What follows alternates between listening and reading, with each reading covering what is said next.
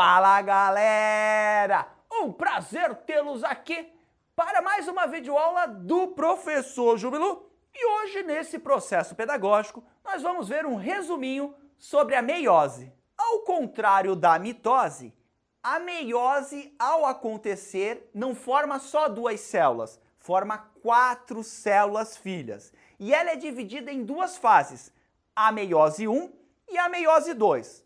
A meiose 1 ela é chamada de fase reducional. Por quê? Porque ao final do processo, as células filhas terão metade da quantidade de cromossomos da célula-mãe. Então, por exemplo, se a célula-mãe tem 46 cromossomos, as duas células filhas geradas na meiose 1, elas terão metade, terão 23 cromossomos. Por sua vez, essas duas células filhas vão fazer a meiose 2. A meiose 2 ela é do tipo equacional. O que é equacional?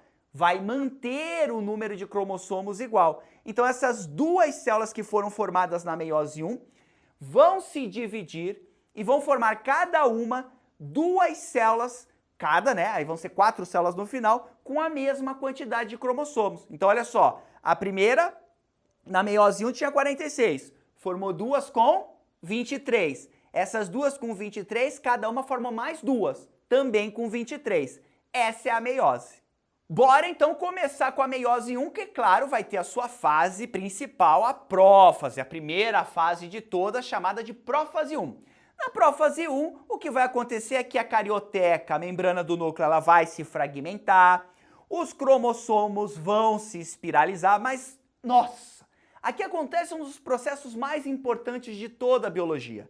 É o momento em que os cromossomos homólogos vão se parear e vão trocar pedaços. Um processo que a gente chama de crossing over. Então a crossing over, ela só ocorre no momento da divisão celular, na prófase 1, na meiose. Não tem crossing over lá na mitose. E aí vale salientar que a prófase, ela é dividida em 5 subfases e que essa troca de pedaços entre cromossomos homólogos ocorre numa subfase chamada de paquíteno, mas ela só pode ser bem visualizada na fase seguinte, na subfase seguinte, chamada de diplóteno. Acabou a prófase 1, bora para a metáfase 1, onde você vai ter os cromossomos alinhados no meio da célula, formando a famosa placa equatorial ou placa metafásica.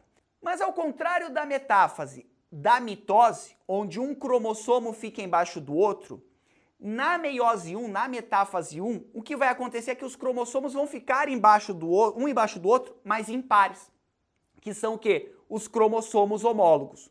Também vale lembrar que na metáfase 1 é o momento em que esses cromossomos estão no seu maior grau de condensação. É o momento em que eles estão mais enrolados, mais espiralizados. Depois nós temos a anáfase 1, onde nós teremos a separação dos cromossomos homólogos. E aí nós entramos na telófase 1, onde os cromossomos homólogos foram puxados para os polos da célula, a carioteca vai se formar, os cromossomos vão se desespiralizar e vai ter o processo mais importante, a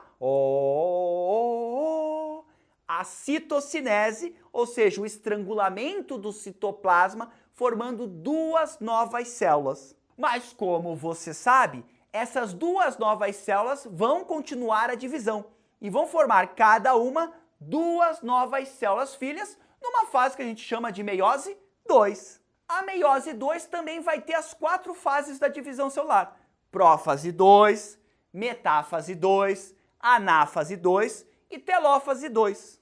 Adivinha o que vai acontecer na prófase 2? Espiralização dos cromossomos, a carioteca se desfaz, o nucleolo desaparece. Mas nessa prófase não ocorre o crossing over, troca de pedaços entre cromossomos homólogos para gerar variabilidade genética, só ocorre onde, hein? Na prófase 1. Na metáfase 1, cromossomos homólogos pareados, formando lá a placa equatorial. Na metáfase 2, os cromossomos também vão ficar no centro da célula, formando essa placa equatorial, estarão no máximo grau de espiralização, Só que dessa vez eles vão ficar um embaixo do outro. E aí entramos na anáfase 2. Pensa com o Jube.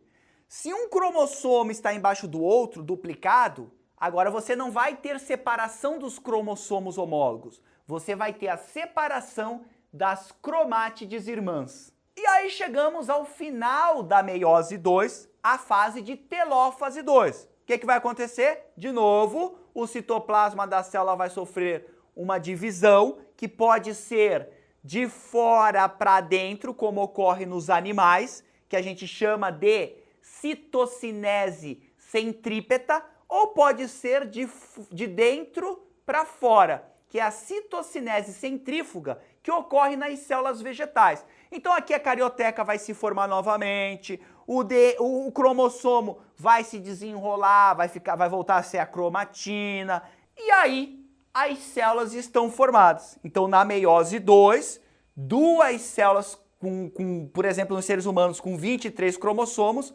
vão formar 4 células também com 23 cromossomos. Lembrando que a meiose é muito utilizada para a produção de gametas. E nas plantas, a meiose é utilizada para a produção de esporos. Maravilha! Desnecessário dizer que foi um grande prazer estar aqui com vocês. Um grande abraço. Tchau!